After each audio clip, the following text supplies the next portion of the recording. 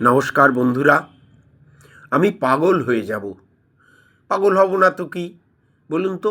একটা গাছ লাগিয়ে তার গাছ বড় হওয়া, নতুন পাতা গজানো, তার ফুল হওয়া, ফুল থেকে ফল হওয়া, যদি রোজ সকালে উঠে কেউ দেখতে যায় আর তার দিকে তাকিয়ে থাকে, তাহলে সে পাগল হবে কি? সে তো পাগল অলরেডি হয়েই গেছে। আমার মিষ্টি কামরাঙা গাছ আপনাদের সামনে দেখুন, বৃষ্টির ফোঁটা পড়েছে একটু আগে, কি সুন্দর অনেকগুলি কামরাঙা হয়েছিল। এটি এক কয়েকটির পরের, এটা দেখুন পেকে লাল হয়ে গেছে মিষ্টি কামরাঙা। ওদিকে উল্টো দিকেও অনেক কয়েকটি আছে, আর এরপরে আরও নিচে একটা জায়গায় দুটো আছে, আর সকালে একটা 10টার পরে পড়েও গেছে।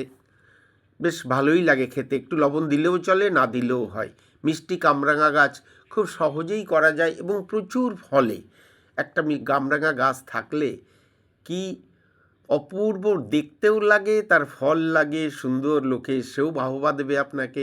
একটা মিষ্টি কামরাঙা গাছ নিয়ে আসুন, গাছটা বেশি দামও না, অল্প দামে। এ দেখুন দুটো, উপরে ওই পেছন দিকে আর দুটো আছে।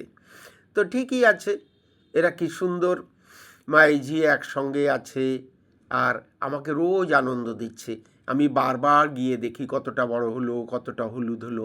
যাকগে যাক, সেসব পাগলের পাগলামি। আপনারা যদি পারেন মনি গার্ডেনের সঙ্গে থাকবেন, এই পাগলের সঙ্গে থাকবেন। প্রকৃতিকে ভালোবাসা অপরাধ, জানি, সেটা বিভূতিভূষণ বলেছেন। কারণ প্রকৃতি মানুষকে ঘরছাড়া করে, বাইরে নিয়ে আসে, আর এ তো ভোজ্য ফল। মনি গার্ডেনকে সাবস্ক্রাইব করবেন।